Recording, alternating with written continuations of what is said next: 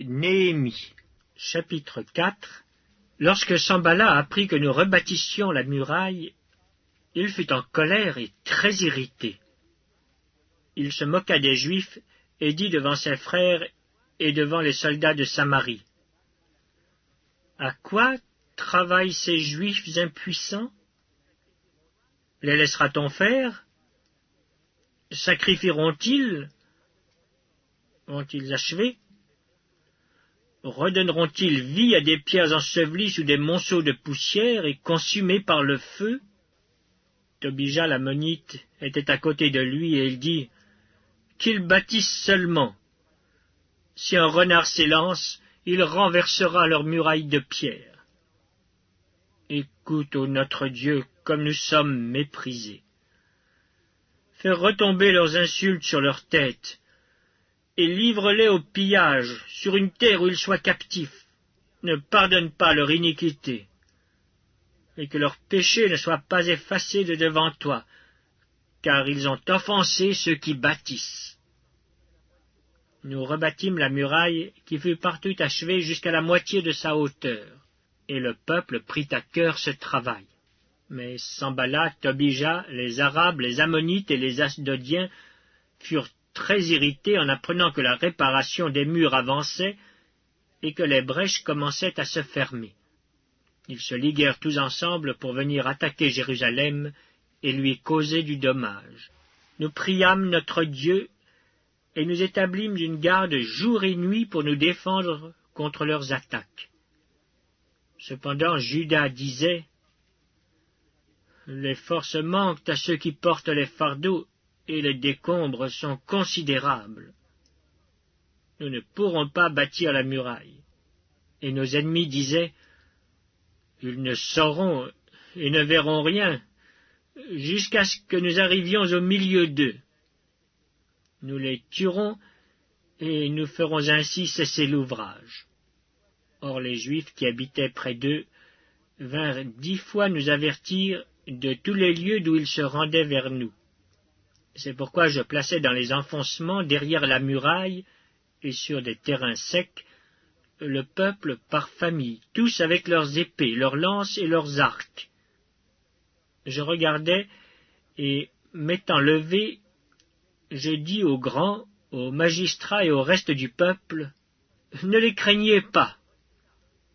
Souvenez-vous du Seigneur, grand et redoutable, et combattez pour vos frères, pour vos fils et vos filles, pour vos femmes et pour vos maisons. Lorsque nos ennemis apprirent que nous étions avertis, Dieu anéantit leurs projets, et nous retournâmes tous à la muraille, chacun à son ouvrage. Depuis ce jour, la moitié de mes serviteurs travaillaient, et l'autre moitié était armée de lances, de boucliers, d'arcs et de cuirasses. Les chefs étaient derrière toute la maison de Juda. Ceux qui bâtissaient la muraille et ceux qui portaient ou chargeaient les fardeaux travaillaient d'une main et tenaient une arme de l'autre. Chacun d'eux, en travaillant, avait son épée ceinte autour des reins. Celui qui sonnait de la trompette se tenait près de moi. Je dis aux grands, aux magistrats et au reste du peuple: L'ouvrage est considérable et étendu, et nous sommes dispersés sur la muraille, éloignés les uns des autres. Au son de la trompette, rassemblez-vous auprès de nous, vers le lieu d'où vous l'entendrez. Notre Dieu combattra pour nous. C'est ainsi que nous poursuivions l'ouvrage, la moitié d'entre nous la lance à la main depuis le lever de l'aurore jusqu'à l'apparition des étoiles. Dans ce même temps, je dis encore au peuple: Que chacun passe la nuit dans Jérusalem avec son serviteur. Faisons la garde pendant la nuit et travaillons pendant le jour. Et nous ne quittions point nos vêtements, ni moi, ni mes frères, ni mes serviteurs, ni les hommes de garde qui me suivaient. Chacun n'avait que ses armes et de l'eau. Néhémie, chapitre 5. Il s'éleva de la part des gens du peuple et de leurs femmes de grandes plaintes contre leurs frères les Juifs. Les uns disaient, « Nous, nos fils et nos filles, nous sommes nombreux. Qu'on nous donne du blé afin que nous mangions et que nous vivions. » D'autres disaient, « Nous engageons nos champs, nos vignes et nos maisons pour avoir du blé pendant la famine. » D'autres disaient, « Nous avons emprunté de l'argent sur nos champs et nos vignes pour le tribut du roi. Et pourtant notre chair est comme la chair de nos frères. Nos enfants sont comme leurs enfants. Et voici, nous soumettons à la servitude nos fils et nos filles, et plusieurs de nos filles y sont déjà réduites. Nous sommes sans force, et nos champs et nos vignes sont à d'autres. » Je fus très irrité lorsque j'entendis leurs plaintes et ces paroles-là. Je résolus de faire des réprimandes aux grands et aux magistrats, et je leur dis, « Quoi? Vous prêtez un intérêt à vos frères? » Et je rassemblai autour d'eux une grande foule, et je leur dis, « Nous avons racheté selon notre pouvoir nos frères les Juifs vendus aux nations. Et vous vendriez vous-même vos frères, et c'est à nous qu'ils seraient vendus. » Ils se turent, ne trouvant rien à répondre. Puis je dis, « Ce que vous faites n'est pas bien. Ne devriez-vous pas marcher dans la crainte de notre Dieu pour n'être pas insultés par les nations, nos ennemis? Moi aussi, et mes frères et mes serviteurs, nous leur avons prêté de l'argent et du blé. Abandonnons ce qu'ils nous doivent. Rendez-leur donc aujourd'hui leurs champs, leurs vignes, leurs oliviers et leurs maisons. Et le centième de l'argent, du blé, du moût et de l'huile que vous avez exigé d'eux comme intérêt. » Ils répondirent, « Nous les rendrons, et nous ne leur demanderons rien. Nous ferons ce que tu dis. » Alors j'appelai les sacrificateurs, devant lesquels je les fis jurer de tenir parole. Et je secouai mon manteau en disant, « Que Dieu secoue de la même manière hors de sa maison et de ses biens tout homme qui n'aura point tenu parole. Et qu'ainsi cet homme soit secoué et laissé à vide. » Toute l'assemblée dit « Amen. » On célébra l'Éternel, et le peuple tint parole. Dès le jour où le roi m'établit leur gouverneur dans le pays de Juda, depuis la 20e année jusqu'à la 32e année du roi Artaxercès, pendant 12 ans, ni moi ni mes frères n'avons vécu des revenus du gouverneur. Avant moi, les premiers gouverneurs accaparaient le peuple et recevaient de lui du pain et du vin, outre 40 sicles d'argent. Leurs serviteurs même opprimaient le peuple. Je n'ai point agi de la sorte par crainte de Dieu.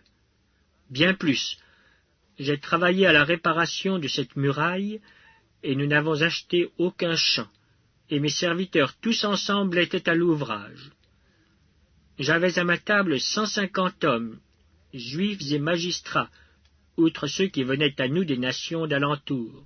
On m'apprêtait chaque jour un bœuf, 6 moutons choisis et des oiseaux. Et tous les 10 jours on préparait en abondance tout le vin nécessaire. Malgré cela, je n'ai point réclamé les revenus du gouverneur, parce que les travaux étaient à la charge de ce peuple.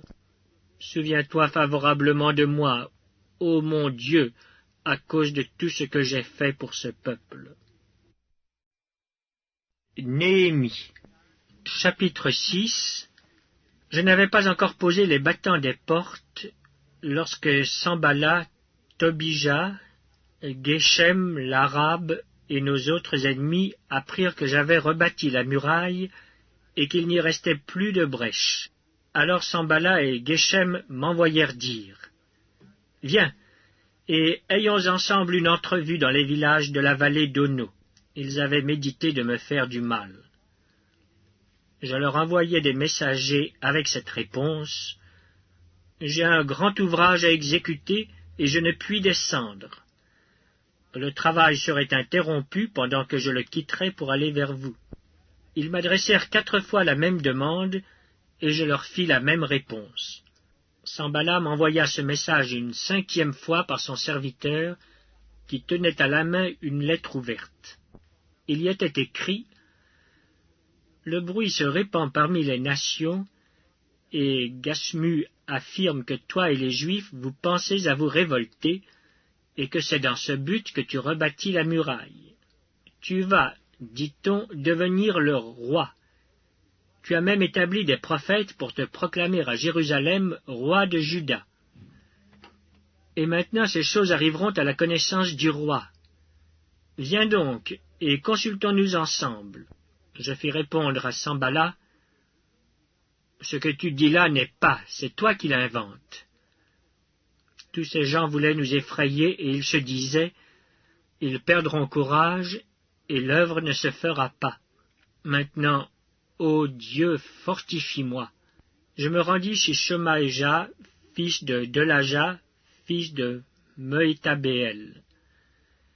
Il s'était enfermé, et il dit, allons ensemble dans la maison de Dieu, au milieu du temple, et fermons les portes du temple.